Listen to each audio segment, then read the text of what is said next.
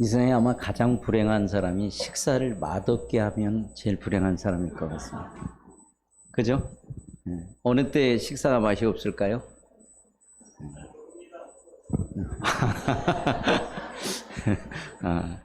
우리가 병들었을 때 음식이 맛이 없죠.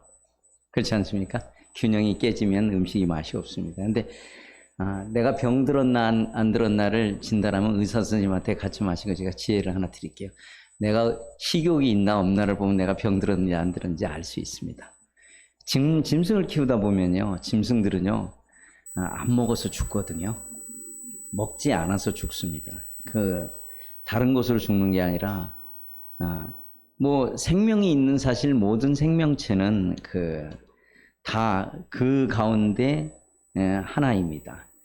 그래서 어쨌든, 우리는 먹어야 살 수 있고, 또 먹지 않으면 이 세상을 살 수 없는 것을 보게 돼요. 그래서 인생에 아까도 잠깐 얘기가 나오는데 인생의 문제에 제일 먼저 맞닥뜨린 게 하나님 안에 있을 때는 먹을 거 걱정이 없었거든요. 근데 인류가 범죄하고 나서 제일 먼저 맞닥뜨린 것이 먹을 거로 시작이 됐어요. 그리고 이 먹는 것은 이 생명을 유지하는 이 생명체는 굉장히 중요한 것입니다. 그러니까 먹는 게 별로 이렇게 사람이 떡으로 살 것이 아니요 하나님이 우러나오는 모든 말씀으로 산다 해서 떡은 필요 없다 이렇게 생각하는 게 아니에요.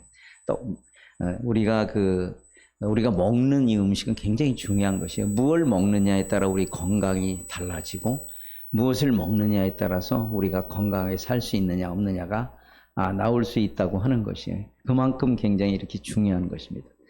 오후 시간에 이렇게 별로 이렇게 앞쪽 빼놓고는 이제 빈자리가 별로 없는 것 같아서 참 갑자기 제가 아까 찬양을 하시는 가운데 이런 생각이 들었어요.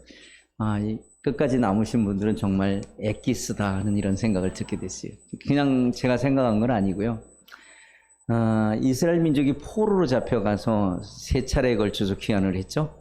첫 번째는 누가 했나요? 수르바벨을 통해서 했죠. 두 번째는 에스라가 했습니다. 그래서 수르바벨과 에스라에 대한 거는 성경에 몇 명이 귀환했다고 하는 게 나와요. 근데 세 번째, 느헤미야를 통해서 온 사람들이 있잖아요. 여기에는 이제 숫자가 정확히 추산할 수 있습니다만은 기록이 안 됐어요. 왜 그랬냐 하면요. 한번 생각해 보세요. 느헤미야의 귀환은 적어도 70년이 흐른 다음이 아니거든요. 적어도 100몇십 년이 흐른 다음에 그 땅에 뿌리를 받고 살던 사람들을 다시 귀환하라고 한 거예요. 자, 오늘 제가 만약에 제가 이름을 잘 몰라서 모르겠는데 어제 식사를 같이 했더니 우리 정영재님한테 물을게요. 당장 보따리 싸가지고 저 태국으로 가시오 그러면 어떡하시겠어요? 안 됩니다. 이게 정답이에요. 옳은 대답은 아닌데 정답은 맞습니다. 좀 그런가요? 왜냐면 거기서 100몇십 년 동안 살았기 때문에 모든 기반이 다 거기 있었어요. 그들이 귀환하기는 어떻게 보면은 수르바벨을 통해서 귀환할 때보다 훨씬 어려웠어요. 이미 거기에서 몇 대가 살았고 몇 대 산 사람들이 다시 돌아오려면 힘들잖아요. 여기서 어저께 제가 여쭤보니까 50 몇 살이라고 얘기를 하시더라고요. 50 몇 년을 살았는데도 가기 힘들다 그랬는데 100 몇십 년이 살았으면 이스라엘 사람들, 그러니까 이스라엘 사람들이 나라가 망하고 이스라엘 망하고 유다가 망하고 다 바벨론으로 포로로 끌려갔던 건 아니에요. 일부는 애굽 땅으로 갔습니다. 근데 애굽 땅에 간 사람들은 뭐를 보존을 못했냐면 그들의 언어를 많이 보존을 못했어요. 그들의 문화하고. 그런데 바벨론으로 간 사람들은 정말 인도자, 하나님 앞에 올바른 인도자였던 이런 인도자들이 있었으므로 그들이 명맥은 유지할 수 있었던 것이 있었어요. 그래서 그들이 다시 돌아올 때 애굽으로 간 사람들보다 바벨론으로 끌려갔던 사람들 하나님이 더 많이 쓰신 부분도 있는 것 같습니다. 어쨌든 여러분은 엑기스입니다. 좀 어색한가요? 어쨌든 진짜라고 그러면 우리가 나쁠 건 없잖아요. 그런 부분들이 생각이 되는 것 같습니다. 오후 시간에는 제가 아까 말씀드린 대로 제가 이제 하박국을 중심으로 해서 길지도 않습니다. 3장밖에 되지 않아요. 근데 이 하박국을 보면서 이런 시각으로 보면은 이 하박국을 이해하기가 참 좋은 것 같아요. 일단 성경은 좀 나중에 보시고 앞을 좀 보시기 바랍니다. 처음에 이 내용을 보면요, 앞뒤가 좀 안 맞아요. 이거 뭔가 좀 구성이 좀 이상해요. 이 하박국을 보면요, 이 선지자인데 막 하나님 앞에 이렇게 뭐 질문을 하고 막 이런 거. 선지자는 보통 우리가 하나님께 그걸 받아서 민족에게 선포하는데 이 사람은 또 그런 것도 별로 없었어요. 대부분 선지자가 하나님께 계시를 묵시를 받고 이렇게 선포하는 것인데 그런 면도 많이 보이지 않는 것 같아요. 근데 이 하박국을 통해서 하나님이 정말 그 원하고자 하시는 것들이 있어요. 이제 첫 번째는 이제 아까 제가 말씀드렸듯이 이 질문이 이 두 가지 질문을 합니다. 첫 번째 질문은 왜? 우리가 한번 이런 걸 생각해 보시기 바랍니다. 우리가 이제 그리스도 안에서 이렇게 사는데 저 사람은 예수님도 안 믿고 예수 그리스도가 누군지도 모르는데 잘 나가요. 이런 모습을 보시면서 어떤 생각이 드실까요? 저만 이상한가요? 저는 부럽더라고요. 제가 보니까 그 제 동네에 이렇게 나와서, 제가 사는 곳은 이제 시골이라 이렇게 시골에서 나와서 조금 시내 쪽으로 들어오다 보면 아주 큰 집이 한 채가 있어요. 그 집에는요, 식구가 제가 정확히 몇 명인지 알아보진 않았어요. 근데 항상 벤츠가 3대 내지 4대가 서 있어요. 뭐 몇 식구가 사는지는 제가 잘 모르겠습니다만. 보니까 뭐 어떤 때는 젊은 사람이 차를 타고 나가기도 하고 어떤 사람은 나이 드신 분들이 타고 나가요. 그러니까 뭐 그 집은 식구는 최소한 4명 이상은 되는 것 같아요. 그리고 집은 평수가 몇 평인지 아세요? 제가 이렇게 어림잡아서 봐도 한 500평에서 700평 정도는 돼요. 집도 2층으로 이렇게 쳐놨고요. 담은 얼마나 높은지 모르겠어요. 그런데 이쪽 길가 쪽은 아무래도 이제 앞이 좀 보이게 보통 집을 꾸미잖아요. 그 옆쪽은 그렇게 해놨고. 이렇게 지나면서 솔직히 좀 솔직한 게 좋을 것 같아서 부럽더라고요. 야, 어떻게 좀 벤츠를 타볼까. 근데 제가 어떤 기회인가 뭐 이렇게 누구 차를 이렇게 탈 기회가 있어가지고 이렇던데 벤츠를 타보니까 좋긴 좋더라고요. 그 잠시 아주 잠시긴 하지만 그래서 사람들이 좋은 차를 타는구나 하는 그런 생각을 들어요. 그 사람들은 어떻게 보면 마음의 평안도 없고 어떻게 보면은 그 예수님도 없이 살아가는데 왜 저렇게 잘 살아갈까? 또 걱정도 별로 없어요. 참 우리가 갖고 있는 평안이 문제가 있는가 아닌가 이런 생각을 해볼 수도 있다는 거죠. 근데 성경은 이제 악인의 형통을 부러워하지 말라고 얘기를 했거든요. 그 말씀 우리가 알잖아요. 근데 실제로 우리의 삶에 보면 때로는 이렇게 부러울 때가 있어요. 근데 사실 저는 그분보다 훨씬 더 넓은 데 살거든요. 뭐 집은 뭐 그 정도, 그 벤츠도 없고 그러긴 하지만, 제가 그분보다 한 4배나 5배 정도 되는 땅에서 살고 있어요. 거기다 올려놓고, 그 담을 쳐놓은 안에 살고 있어요. 비록 제가 거기 사는 데는 이제 원룸이긴 하지만 그런 큰 바운더리 안에서 살게 돼요. 제가 이제 그걸 보면서 느끼는 게 뭐냐면 저는 제가 예수님을 믿은 게 1987년도였습니다. 그래서 그 10년 정도가 지난, 딱 10년이 지난 97년도에 하나님께서 저를 그 태국으로 부르셨다고 그러고 저희 재산을 다 정리하고 태국을 들어갔어요. 제가 뭐 정확한 기억은 아닙니다만 97년도인가 98년도 초에 최종태 형제님이 그곳을 허니문으로 오셨어요. 정확히 얘기하면 허니문은 아니고 허니문 계약을 하시고 이렇게 도망 나오셔가지고 선교지를 오신 분이에요. 아주 특이한 분입니다. 그래서 또 오셔가지고 호텔에서 자지도 않고 하루만 호텔에서 자고 나머지는 저희 집에서 이렇게 며칠인지 제가 잘 오래돼서 기억이 안 납니다만 그래서 한 27년 전 정도 얘기일까요? 이렇게 알게 됐어요. 그래서 어쨌든 저의 삶 속에서 10년 됐을 때 저의 재산을 싹 정리를 했어요. 그리고 두 번째, 그렇게 하고 또 10년이 있다가 한 3년 정도를 외국 생활을 하고 태국과 민다나오를 거쳐서 다시 한국에 들어왔어요. 그리고 필리핀과 태국보다 훨씬 더 어렵게 그 나머지 8년 중에 5년을 생활을 했어요. 정말 어떻게 보면은 그 요셉과 같은 그런 삶을 산 것 같아요. 근데 요셉은 형통했는데 저는 좀 형통하지는 못했던 것 같아요. 그렇게 살고 또 10년이 지난 시점에 다시 선교지로 나가게 됩니다. 2008년도죠. 10년이 조금 지났습니다만. 그때도 또 다 정리를 하고 갔습니다. 그리고 이제 지금 보면 이제 10년이 조금 넘어 있는 어떤 10몇 년이 되는 그런 상황입니다.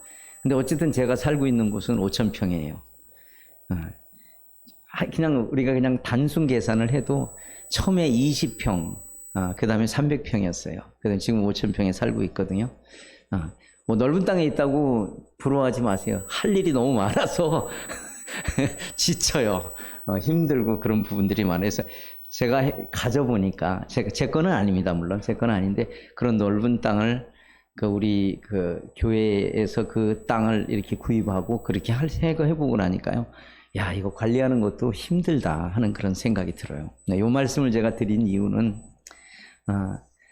두 가지 분명한 이유가 있어서 말씀을 드렸어요.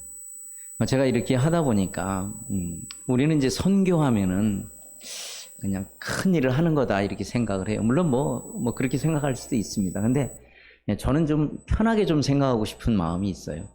그냥 이 나라에 살다 다른 나라에 가서 사는 거, 어디서든 살아야 되잖아요. 우리가 살아있다면. 그죠? 나는 살아있는데 아무 무국적이다 이렇게 되면 어떻게 돼요? 그 사람은요, 죽어도 자기 마음대로 어떻게 될 줄 몰라요. 이름하여 난민들이 있잖아요. 우리나라에도 난민들이 많이 들어와 있습니다.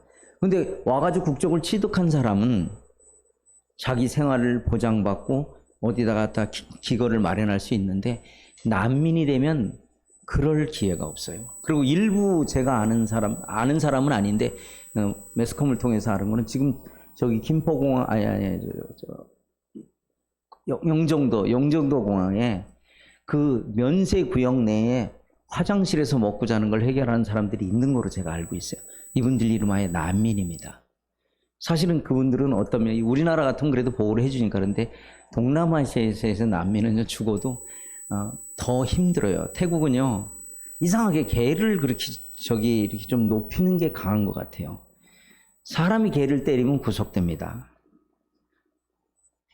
근데 개가 사람을 물면 구속 안 돼요. 그럼 누가 더 유리한 거예요? 개가 유리하잖아요. 실제 있었던 일입니다. 한 번은 어떤 할머니가 자기 손녀딸이 개에게 물리는 장면을 봤는데 이분은 식당을 하는 분이었어요. 막 요리를 하고 칼로 이렇게 하고 있는데 손녀가 물려요. 가가지고 막상 들을 게 없으니까 그 칼을 갖고 내리쳤어요. 할머니 구속됐어요. 제가 이거 그냥 웃자고 하는 얘기가 아니에요. 실제로 있었던 일이에요. 개가 사람보다 더 존중받는 이상한 나라입니다. 그리고 지금 우리나라도 뭐 그렇습니다만은 이제 개를 잡아서 먹으면 큰일 나요. 이상하게 그 개에 대한 거는 거기 대부분 우리 기독교나 이 성경이 배경되는 데는 개를 좀 안 좋은 동물로 얘기하잖아요. 근데 태국은 확실히 그 사탄의 나라고 그런 겁니다. 왜? 개가 아주 상당히 높아져 있는 어떤 이런 부분들로 봐요. 대부분 종교들이 개를 좀 터부시하거든요. 근데 이제 그런 면들을 좀 갖고 있습니다. 그래서 제가 아까 이제 말씀드린 것 중에 한국의 시골 교회에 대해서 말씀을 드렸어요. 이번에 이제 저희를 또 말씀드릴게요. 저희가 이제 단기 선교사와 이 후임 선교사라고 제가 이렇게 말을 표현을 했는데, 후임 선교사는 주로 이제 말씀 사역을 담당할 분들을 말하는 거예요. 그리고 단기 선교사는 이런 분들도 제가 받아요. 나이는 60이 못 되면 안 됩니다. 60은 넘으셔야 되고, 부부가 같이 오실 수 있는 분들이 있으면 와서 저희를 좀 저희가 좀 딴 데 나갔다가 이렇게 안전하게 이렇게 돌아올 때까지 우리 아이들도 좀 돌보아주고 할 그런 분들이 필요해요. 제가 태국에서 많은 것들을 해봤는데 일단은 그들에게 가르침이 우리하고는 맞질 않아서 현지인을 고용하기도 상당히 어려운 부분들도 있어요. 그래서 혹시 지금 제 나이 또래면 벌써 연금을 거의 받을 시기거든요. 그런 분들 부부가 좀 계시면 단기적이라도 오셔서 저희가 딴 지역에 가서 복음 전해서 아이들이 이제 들어올 시간이 되면 저희가 들어와야 돼요. 그래서 이제 그걸 마무리를 못하고 오는 때도 있거든요. 항상 그런 건 아닙니다만. 그래서 또 아이들이 와서 저희가 이제 돔사역을 같이 하고 있어요. 많지는 않아요. 지금 이제 2명이 남긴 했는데 그 아이들을 또 케어해야 합니다. 그래서 그 아이들을 이렇게 좀 받아줄 수 있는 분들이 있으시다면 저희가 먹는 거는 제공을 못 해드려요. 단 숙박은 숙박은 해결드릴 수 있어요. 제가 집이 있어가지고 사실만 합니다. 화장실 따로 있고요. 여기서 한국에서 하려고 그러면은 서울에서 아마 지금 원룸 그 화장실 따로 있는 거 하려면 비싸죠. 꽤 비싼 거로 알고 있어요. 그러니까 그 정도 제공을 해드릴 수 있으니까 단기적으로 와서 도우실 분이 있으면 또 그 안 관리도 좀 해주시고 이럴 분이 필요합니다. 우리가 이제 어떤 그 앞에 나와서 말씀을 전하는 것만 주님 우리가 주목할 수 있는데 사실은 그렇게 되기까지 그 물밑에서 실제로 주님 안에 수고하시는 그 수고를 하나님은 보고 계세요. 사람은 혹시 안 볼지 몰라도 하나님은 보고 계신다는 거예요. 동일한 상을 받는다고 성경은 말하고 있습니다. 그래서 그런 일에 이렇게 하실 의향이 있으신 분들이 계시다면 장로님들에게 말씀해 주시면 아마 좋을 것 같습니다. 이 정도까지만 제가 서론을 하겠습니다. 이 하박국을 보면서 1장 1절로서 먼저 피도록 하겠습니다.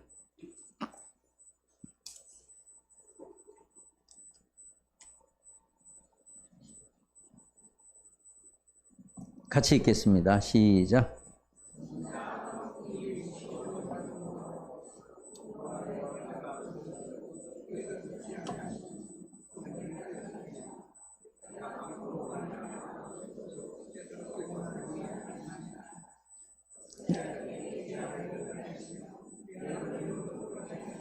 예, 됐습니다. 제가 1장 1절만 읽으라고 말씀드린 것 같은데 제가 잘못 말했나요? 저도 이제 기억력이 왔다 갔다 해가지고 꼭 질문을 하고 넘어가야 될 것 같습니다. 자, 1장 하여튼 많이 읽어주셔서 감사합니다. 선지자 하박국이 묵시로 받은 경고라. 자, 이미 경고라고 말했어요. 경고는 뭔가 잘못하고 있는 거에 대한 경고 아니겠어요? 그리고 이제 읽으셨으니까 내가 부르짖어도 주께서 듣지 아니하시며 어느 때까지 이리까 내가 강포로 말미암아 외쳐도 주께서 구원하지 아니하시나이다. 어찌하여 내게 죄악을 보게 하시며 회욕으로 눈을 보게 하시나이까. 겁탈과 강포가 내 앞에 있고 변론과 분쟁이 일어났나이다. 이러므로 율법이 해이하고 정의가 전혀 시행되지 못하오니 이는 악인이 의인을 에워쌌으므로 정의가 굳게 행하여 지민이다. 자, 이 상황을 보면 어떻게 보면 당시로 보면은 이제 곧 나라가 망할 어떤 징조들이 보였던 거예요. 심각한 그런 상황을 갖고 있는 거예요. 그때 이제 선지자에게 하나님 말씀이 임하게 된다라고 하는 거죠. 뒷부분에서 그 일은 굉장히 큰 일이었어요. 이제 민족이 없어질 수밖에 없는, 민족이 힘을 잃을 수밖에 없는 그런 상황으로도 갈 수 있는 것을 이렇게 보게 됩니다. 참 이 일은 이스라엘에게 괴로운 것이었어요. 하나님께서 이제 무언가를 그들에게 말씀하시고 또 이 이후에는 이제 질문을 하고 있는 거예요. 왜 이렇게 돼야 되느냐? 우리가 어떤 일을 만나게 될 때, 좋지 않은 일을 우리에게 임하게 될 때, 우리가 이런 생각을 가질 수 있어요. 하박국 선지자와 같은 생각을 할 수 있다라는 거죠. 왜 이 일이 나에게 왔는가? 우리는 때로 우리들의 경험이나 우리들의 어떤 것들이 우리를 하나님 앞에 나아가는데 어려움을 겪을 때가 사실 많이 있어요. 좀 쉬운 말로 하면 우리가 하나님보다 앞서갈 수 있다고 하는 그런 일들이 참 많이 있습니다. 그리고 우리 앞에 닥친 일들이 이해할 수가 없어요. 그럼 우리가 무엇을 찾아야 할까요? 우리는 이럴 때는 사실은 무릇 경건한 자는 이렇게 말하고 있어요. 주를 만날 기회를 타고 주께 기도할지라 했어요. 우리가 이렇게 하면은 굉장히 좋습니다. 그러나 대부분의 경우는 우리가 그렇게 하지 못하는 것을 봐요. 내게 닥친 일이 좀 억울하고 내게 닥친 일이 좀 불합리한 일이 있을 때 특별히 더 그런 것들을 이렇게 보게 됩니다. 그리고 뒤에 나가는 거는 더한 얘기가 나와요. 6절을 보면은요, 뒷부분에서 이렇게 나옵니다. 갈대아 사람을 일으킨다라고 말했어요. 자, 갈대아 사람을 일으킨다고 하는 것은 너희 대적이 너희를 와서 니네 나라를 침범할 거고 니네 나라를 없이 할 거다라는 그런 것을 우리가 역사적으로 이걸 지금 알고 있잖아요. 왜 악인이, 그럼 이제 뒤에서 질문은 그러냐고, 왜 악인들은 그렇게 하는데 그들 우리보다 더 나쁜데 왜 그들은 놔두고 그를 들어서 우리를 치느냐라고 7절부터 말하고 있어요. 그리고 또 그거에 대한 대답을 또 하고 있어요. 어쨌든 분명한 것은 그 일들 가운데 그들이 정확히 하나님께서 그걸 허락하신 것을 인지하지 못한 상태라고 하는 거예요. 우리가 어떤 일을 만나게 될 때 사실 내게 좋든 좋지 않든 내게 주어진 일 그 자체가 사실은 하나님이 우리를 인도하기 위한, 우리를 정말 좋은 것으로 인도하기 위한 전제 조건. 하나님이 우리를 나쁘게 하고 하나님이 우리를 곁길로 갈 수 있게 두지 않으시는 분이라고 하는 거예요. 하나님의 속성은 그런 속성이 아니에요. 그렇기 때문에 하나님께서 그런 걸 허락하실 때 분명한 그 일을 통해서 보아야 될 것이 있고 교훈받고 우리가 바꿔야 될 것이 있기 때문에 하나님은 그런 것을 나타내는 거예요. 어떤 한 형제가 있었습니다. 그는 공부를, 시골에 있었지만 공부를 아주 잘했어요. 그래서 반에서 1등은 한 번도 놓치지 않고 했어요. 모두 다 그 형제를 가리켜서 그랬어요. 저 형제는 시골에서 났지만 제가 어느 학교를 예를 들겠습니다. 서울대 갈 수 있다, 이렇게 얘기를 했어요. 근데 그렇게 공부 잘하고 저기 했는데 시험 볼 때 무슨 일인지 모르지만 서울대를 갈 수가 없었어요. 그 형제는 저 지방대학의 영문과를 갈 수밖에 없는 상황이 됐어요. 실력은 분명히 모의고사나 많은 걸 통해서 검증이 됐어요. 많은 사람들이 그 일을 의아해했어요. 주님 안에서도 신실한 형제였어요. 초등학교 5학년 때 아버지가 안 믿는 거를 힘들어해서 늘 1등 하는데 오늘 성적이 뭐 3등으로 떨어지고 5등으로 떨어지고 그렇게 했다고 그래요. 아버지가 난리가 났어요. 아버지는 그 소망이었거든. 우리 아들을 법관을 만들어야 되겠다. 서울법대를 보내야 되겠다. 이런 분이었거든요. 그 아버지가 믿지 않는데 물어봤어요. 야, 너 무슨 일이 있길래 이렇게 공부하는데 내가 뭘 잘못해 준 게 있냐, 이렇게 물었으니까 아버지, 내가 아버지 때문에 잠이 안 와요. 뭐 때문에 그러는데 난 아버지가 지옥 갈 걸 생각하니까 잠이 안 온다고. 아버지는 사실 아들 법관을 만들려고, 그래 그럼 내가 어떻게 하면 돼? 그래가지고 교회 나오셔서 구원 받으셨어요. 아버지 때문에.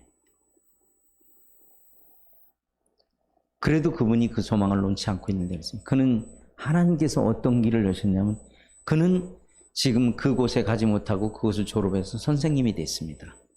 그리고 지금 주님 안에서 한 교회의 장로로서 교회에 많은 일들을 해나가고 하나님의 일을 하는 그런 하나님의 일꾼이 되었어요. 하나님의 계획은 우리의 계획과 같을 수도 있지만 다를 수도 있다고 하는 것을 보는 거예요. 그 떨어진 것이 아무도 이해가 안 되고 본인은 얼마나 낙담하게 됐을까요? 근데 그가 본 것은 무엇이었을까요? 그런 일들이 있었어요. 또 그 형제한테는 또 이런 일이 있었습니다. 어느 한 날 제가 그 형제님에게 권했어요. 형제님은 내가 보기에 은사도 있고 주님 안에서 잘 쓰임받을 형제인데 좀 가서 배우면 어떡하냐. 그 제가 CTI를 권했어요. 뭐 당시에는 좀 이렇게 환영하기가 좀 어려운 그런 시대였어요. 그랬더니 한번 기도해 보겠습니다 그랬어요. 그랬더니 양가 부모가 다 믿는 분들인데 반대를 하셨어요. 그 충분한 타당성이 있는 것으로 말씀을 하셨어요. 그래서 이제 그래도 한번 알아본다고 알아봤더니 그 육아휴직이 되는데 자녀가 둘이었는데 하나이는 5살이었고 하나이는 3살이었어요. 근데 3살짜리만 육아휴직이 됩니다. 그래서 이제 두 사람이 다 갈 수가 없습니다 하고 이제 저한테 와서 얘기를 하시더라고요. 그래서 제가 그랬어요. 그래요? 복잡하게 생각하지 말고 그러면 공무원법 바뀌면 형제님이 갈 수 있을 거라고. 그랬더니 공무원법이 바뀔까요? 형제님 한번 기도해 봅시다. 나도 기도할 테니까. 11월 달에 형제님 답이 왔어요. 법이 안 바뀌었대요. 그랬더니 11월 말쯤에 다시 전화 왔어요. 형제님 법이 바뀌었어요. 어떻게 바뀌었냐면 5살짜리도 육아휴직이 1명 되고 3살짜리도 육아휴직이 된대요. 반대하던 분들이 다 뒤로 넘어졌어요. 왜? 그 공무원법이 바뀔 수 있는 확률이 사실 그렇게 쉽지가 않잖아요. 자, 하나님 뭘 계획하셨어요? 그 형제를 하나님의 교회 장로로 불러서 하나님의 교회에 쓰시길 원했기 때문에 하나님이 그렇게 하실 수 있는 거예요. 대한민국 법이 하나님 위에 있습니까? 전 그렇다고 생각하잖아요. 우리가 법을 지켜야 되고 법을 존중해야 합니다. 그러나 그 법이 하나님을 믿는 것보다 위에 존재할 수 없어요. 성경은 또 하나님이 우리가 권세에 또 보고 법을 지키라고 말하고 있어요. 법이라는 것은 사람이 정하는 것들입니다. 그것이 온전한 정의가 될 수는 없어요. 그러나 주님이 그 일들도 가능하시다면 주님이 누구를 들어서 하실 수 있는 일들이 있다라고 하는 것입니다. 이것이 하나님의 우리를 향한 인도였고 그 어려움을 겪게 하였지만 우리가 바라볼 수 있는 것. 우리가 고난 중에 다윗은 고난 중에 누구를 봤냐면 하나님을 보았던 것이에요. 그는 어려울 때마다 주님을 찾아갔어요.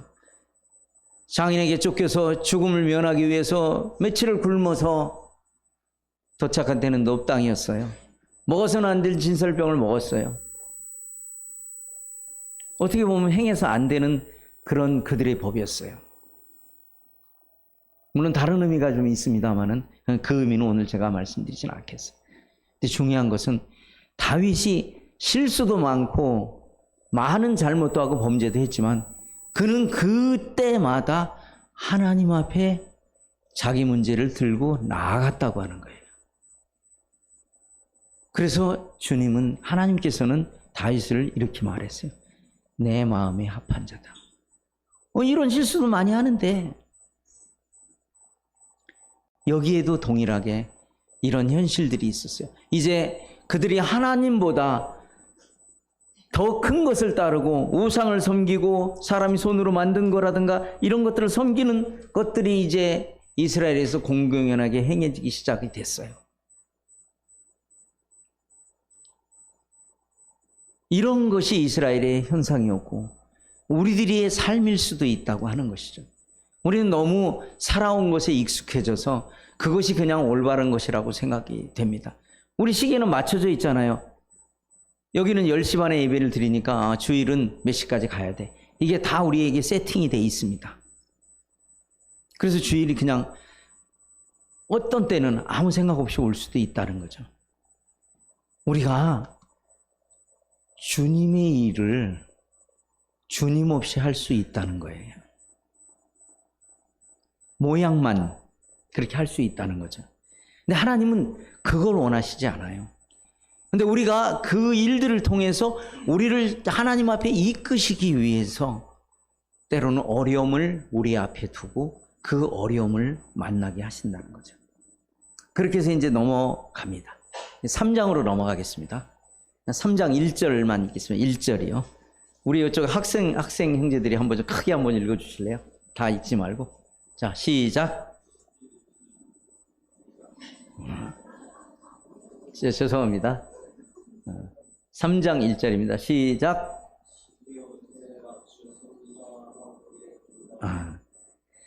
자, 시기옷이라니 뭔 말인지 아십니까? 이걸 알아야 이게 지금 좀 이해가 되는 부분들이 있거든요. 혹시 아시는 분 계신가요? 이제 모르시는 것 같아서 제가 얘기한. 아까 그 찬양을 아주 잘 하시는 자매님은 혹시 아실 수도 있는데, 이게, 자, 이건 뭘 말하는 거냐면요. 아주 강렬하고, 아주 빠르고, 급속한 어떤 이런 빠른 템포의 이런 것을 말해요. 이게 음악에 관련한 용어거든요. 근데 이전을 보면요.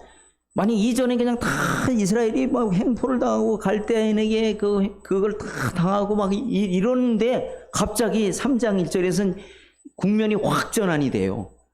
이 빠른 것은 대부분 우리가 어떤 때 이런 걸 느낄 수 있냐면요. 우리 학생, 우리 형제, 안경 쓴 형제한테 물어볼게요. 제가. 형제인지 모르겠는데 하여튼 물어볼게요. 이건 뭐 답할 수 있는 것 같아요. 물어볼게요. 내가 기분 좋을 때 빠른 노래를 불러요? 기분 나쁠 때 빠른 노래를 불러요? 기분 좋을 때 부르죠? 네, 맞죠? 우리가 대부분 기분 좋을 때 부르는 거예요. 근데 이 전에 1장, 2장 내용을 보면요. 이스라엘 사람들이 기뻐할 수 있는 환경이 아니에요. 근데 시기옷에 맞춘 선지자 하박국의 기도라. 그리고 이게 다 기도로 나왔어요. 그리고 이제 2절에서는 우리가 잘 아는 그런 내용들이 나옵니다. 2절에서 제가 좀 줄여서 읽겠습니다. 여호와여 주는 주의 일을 수년 내에 부응하게 하옵소서. 이 수년 내에 나타내시옵소서. 진노 중에라도 긍휼을 잊지 마옵소서. 여기에 이 부응이라는 단어가 탁 떠오릅니다. 그리고 앞에 뭐라는 단어가 나오냐면 주의 일이라고 하는 날이 나옵니다. 이제 부응이라고 하는 건 아까 제가 오전 시간에 말씀드렸지만은 그 결과가 우리로부터 나오는 것이 아니에요. 하나님께서 우리들이 하는 어떠한 행위에 대한 답의 결과로 나타난다고 하는 거예요. 우리의 역할은 뭐냐면 우리를 깨끗게 할 수 있는 것은 구약시대에는 우리가 죄를 부지중이든 고의로든 범했다면 그걸 깨닫게 되거든 짐승을 들고 제사장을 찾아가야 했어요. 이것이 제사입니다. 제사함을 받는 그 제사의 근본이에요. 동일한 것이에요. 우리가 우리의 잘못된 하나님 안에 올바르지 못한 것들을 하나님 앞에 그걸 들고 갔을 때 그 일 가운데 우리의 부흥의 시작이 출발점이 된다라고 하는 것이죠.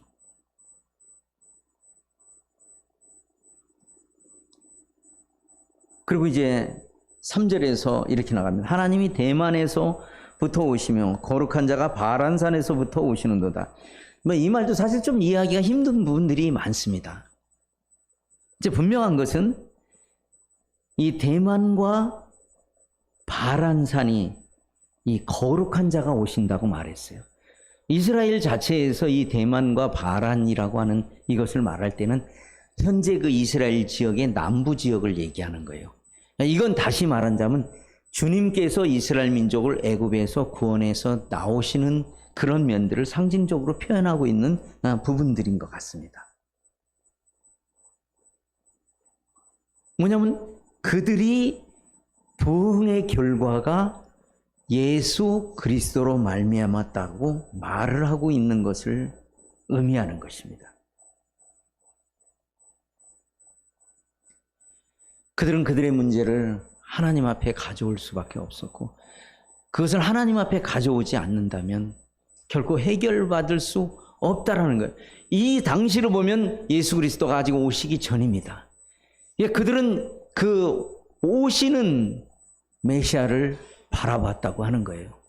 동일하게 이것을 오늘날 우리 성도들에게 적용을 한다고 한다면 우리도 앞으로 재림하실 그 주님을 바라봐야 된다고 하는 거예요. 우리의 어려운 문제들을 있어서. 그들이 슬픔 가운데도 빠른 기쁨의 노래를 부를 수 있는 그 이유는 예수 그리스도야만 가능하다라고 하는 것이에요. 그러니까 우리의 모든 대소사는 결코 예수 그리스도 없이 이루어질 수 없는 것을 말하고 있는 것입니다.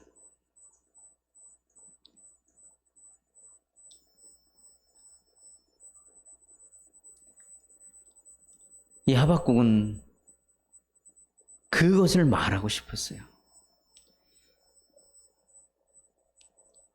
그들이 얼마나 고통스러웠는가는 이 성경에서 또 이렇게 표현하고 있어요. 16절에서 이렇게 표현하고 있습니다. 내가 들었으므로 내 창자가 흔들렸고 그 목소리로 말미암아 내 입술이 떨렸도다. 우리를 치러 올라오는 환난 날을 내가 기다림으로 썩이는 것이 내 뼈에 들어왔고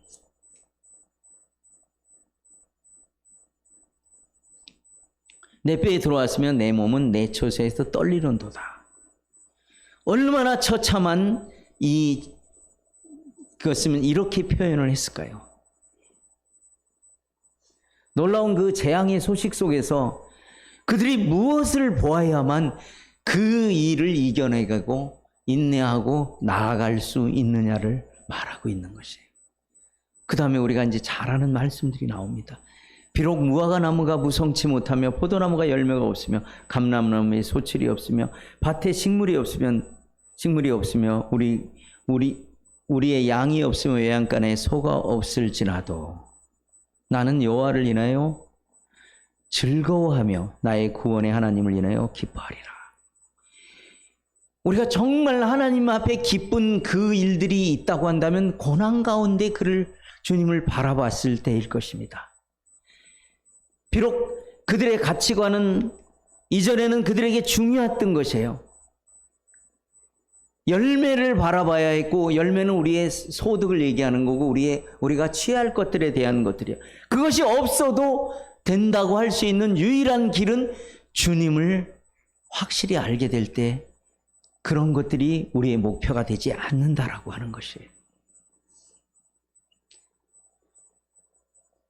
이것은 어떤 면에서 보면 그렇습니다.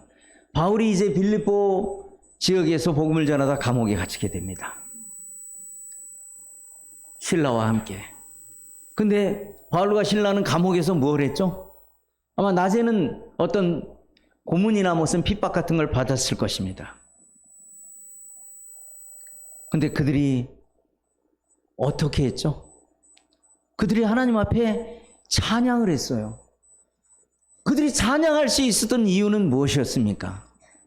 어떻게 그 감옥에서 정말 내가 이쪽에 그 마게도니아로 넘어오지 않고 내가 비두니아나 이쪽에 지금 잘 이런 아시아에서 복음을 전하고 있는데 열매 맺히고 있는데 어느 날 주님이 건너와서 우리를 도우라고 왔어. 자기 일을 적고 왔어요. 자기가 생각했던 걸 적고 왔어요.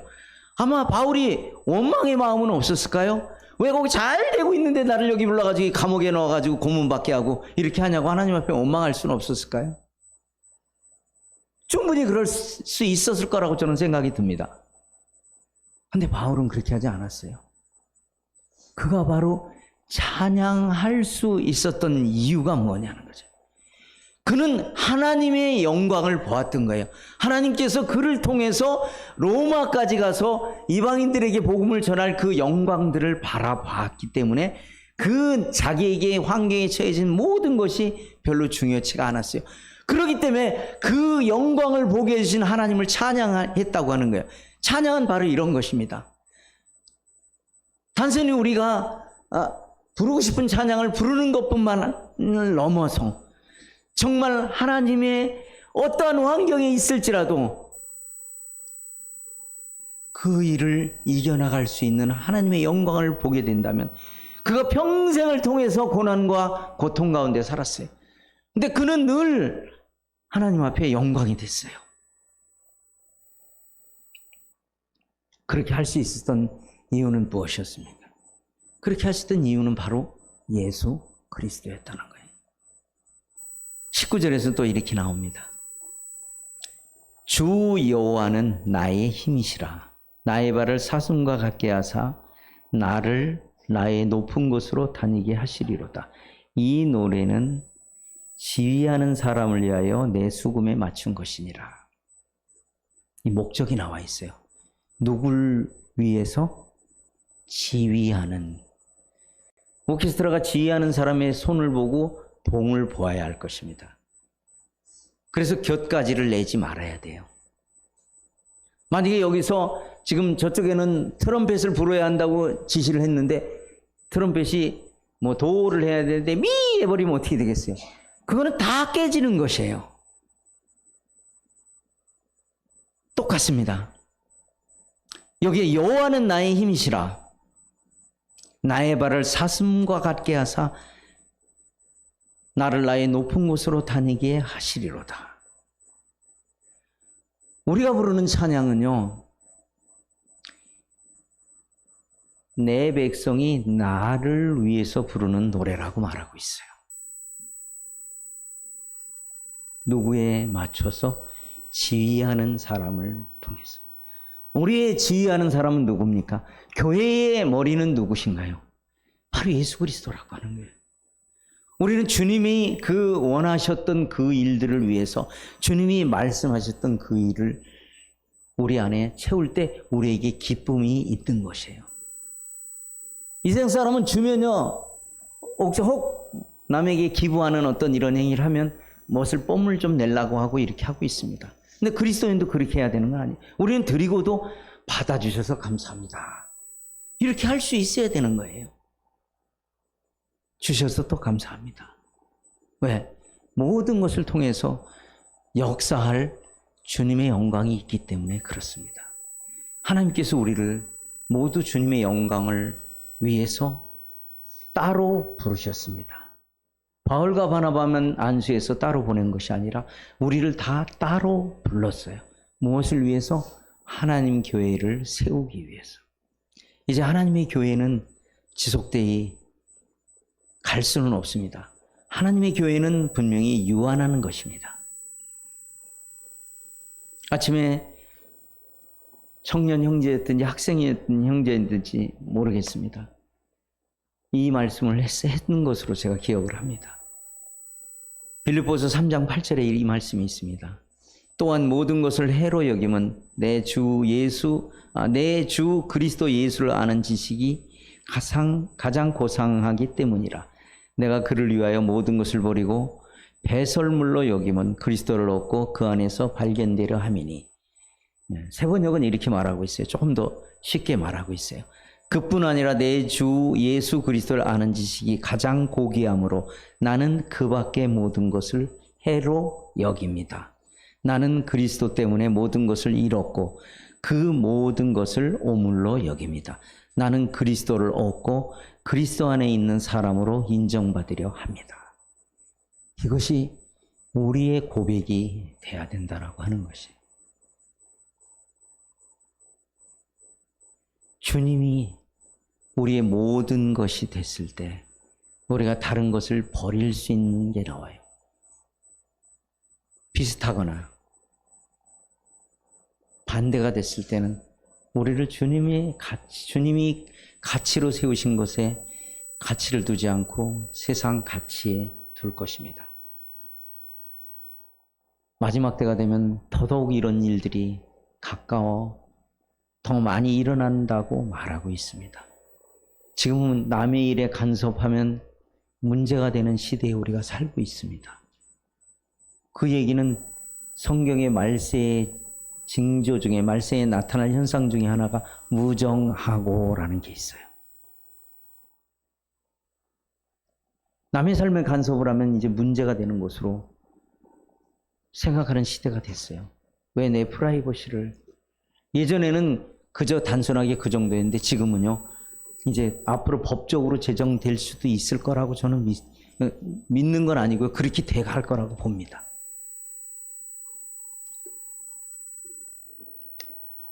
우리에게 무슨 가치관이 가장 고귀합니까?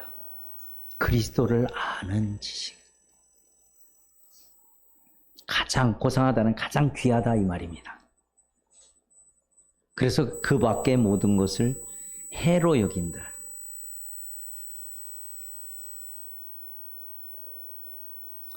거기에 그 다음에 나는 그리스도 때문에 모든 것을 잃었고, 주님이 가지신 권위와 주님이 가지신 모든 것을 버렸을 때 하나님의 뜻을 이행하실 수 있었고 하나님 보좌에 앉으셨어요. 물론 주님은 하나님이십니다. 주님이 자기가 가진 모든 것을 버렸을 때 지극히 높이심을 받으실 수 있었어요. 사실 주님은 그러셔야 될 하등의 이유가 없어요. 하나님께서 인간의 몸을 입고 온다는 것은 정말 말이 되는 일이 아니에요. 이게 말이 안 되는 얘기잖아요. 어떻게 조물주가, 어떻게 창조주가 피조물에게 통해서 나와요? 이것은 어떻게 보면은요, 이제 10살 먹은 아이를 한국의 대통령으로 추대했다. 이게 말이 됩니까? 이런 것과 같은 거예요. 이거보다 더 큰 것이에요. 근데 이 세상은 주님이 이 땅에 오셔서 하신 일은요, 정말 말이 안 되는 것이었어요. 하나님의 아들이 죽임을 당하셔야 됐고, 그 죽임 당하신 그 주님이 우리를 위해서 그렇게 하셨다는 거. 이거는 우리 인간의 이해력으로 이해될 수 있는 일이 아니에요. 많은 사람들이 이걸 말이 안 된다고 생각하잖아요. 근데 우리는 그 말이 안 되는 그 말을 듣고 하나님 안에 있게 되었어요. 이것이 바로 하나님이 우리를 택하신 목적이에요. 저와 여러분이 이제 이 말이 안 되는, 말도 안 되는 그 말을 받아들인 자로서 하나님의 영광을 위해서 살아가는 그런 삶이 되시기를 바랍니다. 정말 주님께서 우리에게 원하시는 것이 무엇인가 우리가 생각해 봐야 돼요. 짧게 한마디만 더 하고 끝내겠습니다. 이건 젊은이들을 위해서 하는 겁니다. 꼭 해야 될 것 같더라고요. 제가 한국에 오니까 인구절벽이 실감이 나더라고요. 우리 젊은 형제자매님들 결혼하십시오. 결혼하는 것이 하나님의 뜻입니다. 고린도전서에 있는 사도 바울의 견해를 들고서 안 하는 것이 임박한 하나님에서 안 하는 것이 좋다라고 말을 핑계대지 마세요. 하나님께서 창세기 때부터 사람을 생육하고 번성하라고 그랬어요. 이건 하나님의 명령입니다. 그리고 여러분들이 취해야 될 일이에요.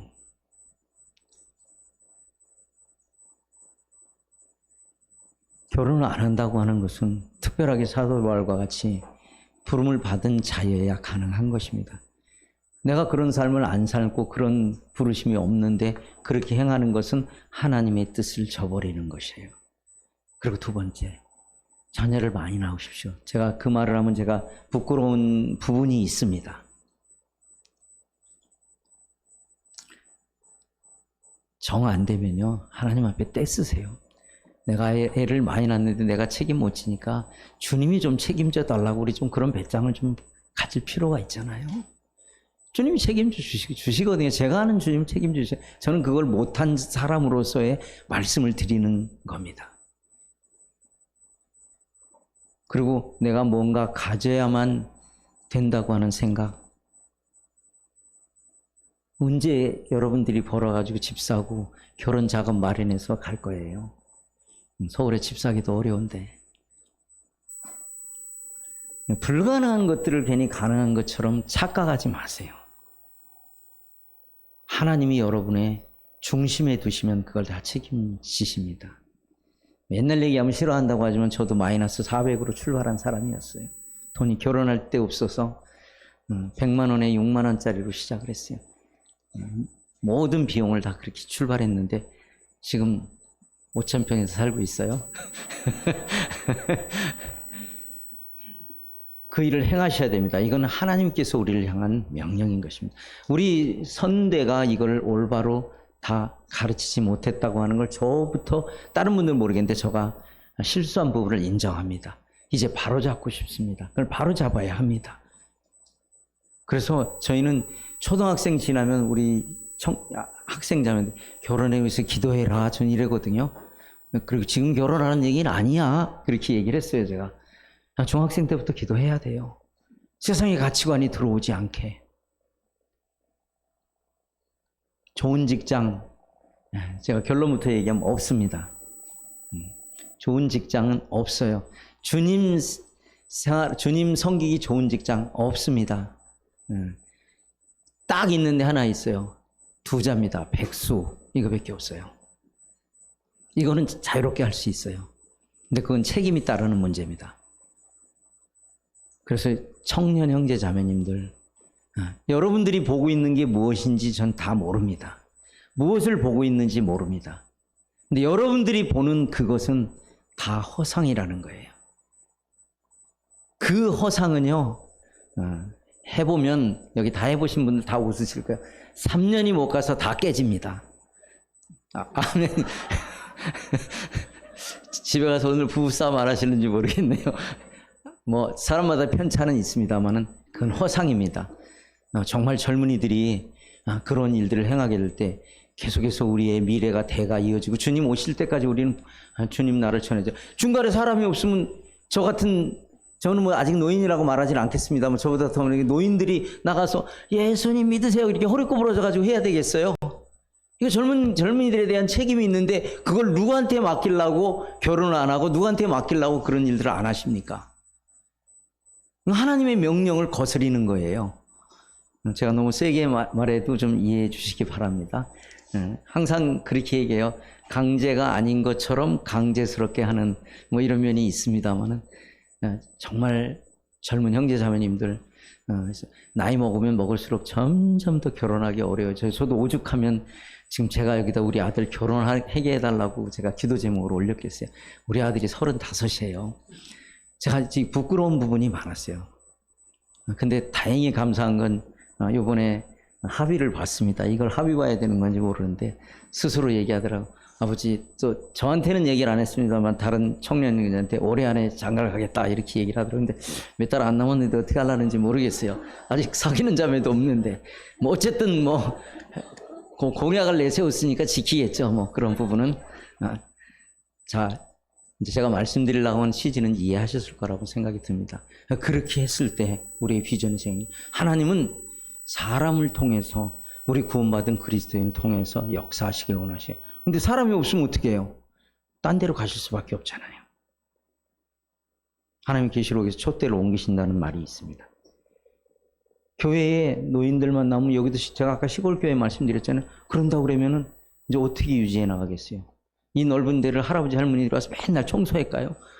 여기 올라오기도 힘들더라고요. 계단이 하도 높아서 60대 중반도 안 된 형제가 힘든데 더 드신 분들이 여기 올라오면 뭐 제가 어떻게 들으니까 뭐 리프트를 하나 놨다고 얘기는 제가 들은 것 같은데 어디 있는지 모르겠더라고요.